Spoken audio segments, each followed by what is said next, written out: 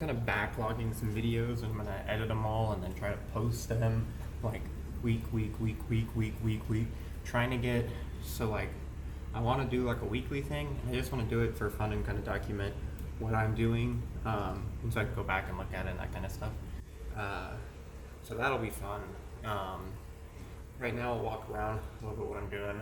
The weather sucks, so I'm in Kayla's garage. I pulled her car out, it's over there, and I'm just gonna go over a few things. And I'll tell you what I'm gonna go over here in a second. First thing I'm doing is I'm putting an 1.5 inch wheel spacer on my tire carrier, because it's getting close to summer time, and I like to be able to open my back window. I'm gonna check all of the jam nuts on my rear suspension. I just pulled and did spindle gussets a little bit ago. I'll be doing a video on that too. So I welded those spindle gussets up. So I'm gonna go through it and unbolt everything on the front that I took off too while I'm at it today. Yeah, that's pretty much it. And I'll show you guys how the window opens and stuff in a second here. So you can see it just gives me more clearance there. I used to have an 1.25 inch one on here, but I took it off. I don't know why, but gives more clearance there, gives more clearance back here. It helps clear the bumper support a little bit better. It does move it out a little bit, so you gotta be kind of wary of that. But now the rear window opens right up. I can do that in the summertime, and that'll be fun. Alright, now I'm down here underneath the trunk. I got the one jam nut there. That one's kind of a pain in the ass to get to, just the way everything is. I'm gonna check that, check this one back here, check this one here, and check that one over there. Again, this is 3-linked now, so you can see how moved up everything is. Especially back there, you can see how moved up that is, and over here is the same way.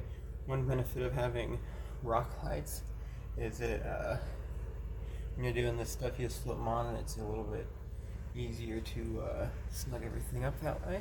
So give you a little bit of light down here, but I'm gonna tighten those up, check a few other things when I'm down here, and move on to the front. Alright, so I tightened all of the stuff up for the 3-link. I noticed that my hose clamp for this was broken, because I had one down here too. So I just threw 3 zip ties on it to help support the muffler a little better, because I didn't have any smaller hose clamps like that. I just need to get one of the rubber isolators and put it in there, but that will help a little bit for now. Do need to pull my transfer case one of these days, and do the front input seal on it, but it's not leaking too bad right now. It's been like that for a little while. My single piece front skid plate seems to be working pretty well. I took the RCI ones, cut them, welded it, gusseted it. This gusset kind of sucks because it's too long, and I just didn't want to cut it off because I didn't want to. I need to run X's across it too. There is 2 square bars that run straight down the middle of it, but now I want to run X's on there too to give that a little bit more support, and there's plenty of room in there, so I'll probably use a decent sized tube to run those X's in there. But other than that, yeah, it holds up super well, and since I've done it, I've hit it several times pretty hard. You can see my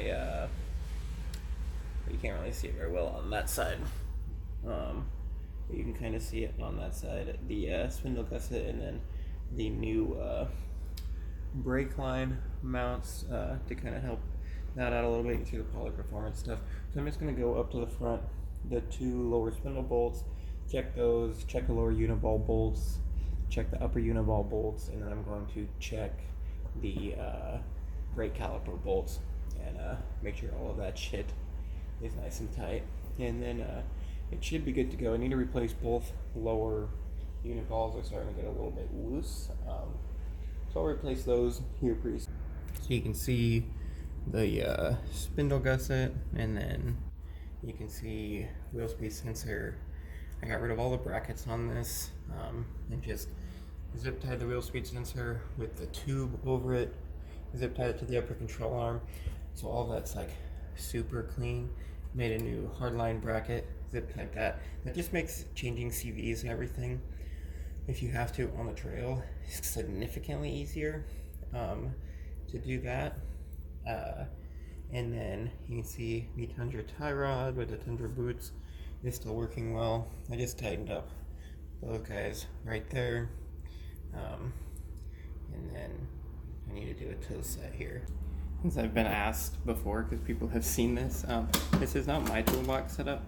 This is actually what I did for my girlfriend's car when she goes to the track because she drifts. And it actually turned out pretty dope. The top of it is just miscellaneous stuff, like big crescent wrenches, hammers, breaker bar, uncommon sized wrenches for Toyotas or Lexuses, like 15, 13s, 11s, that kind of stuff. And then there's bigger wrenches up here, like 25 and stuff. They're just more uncommon sizes to see on those. And this top drawer, it's got all half-inch and common sizes, like 10, 12, 14, 16, 17, 19. On the 3/8 stuff, we're deep and shallow. I think these start at 8, so it's 8, 10, 12, 14, 16, 17, 19, 22. And on the deep side, it's 10, 12, 14, 16, 17, 19.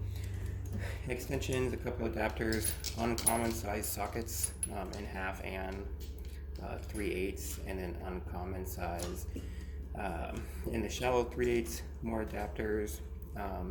She has a monster, the rear diff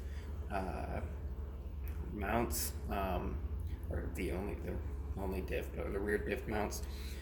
Some of them are Allen, and they're big ass Allen, so there's that for those. This down here is common size wrenches and common size ratcheting. 8, 10, 12, 14, 16, 17, 19, 22, and then 8, 10, 12, 14, and 17. Ratcheting, her ratchet down here, and then in the bottom drawer, her pliers and screwdrivers and stuff. And that's pretty much what she needs for the track. She has another support box over here, this one, that is like fluids, and there's some pry bars and stuff, just extra stuff in there. So that's, and it's nice because this stays in the garage or at the track, and it's pretty organized, and she likes it a lot because it's so organized and stuff like that. So now I'm gonna check the toe on my truck. I believe it's a little bit towed in after I did the Tundra tie rod setup, so I'm gonna change that, and then we should be done. All right, it looks pretty good. Toe's pretty much right on. It's about 88 and 1/8 front and front of the tire, back of the tire. So that should be good. Now that I got this set up all dialed, I'll probably take it in and just get a toe set on it, on an actual machine, and see what it does.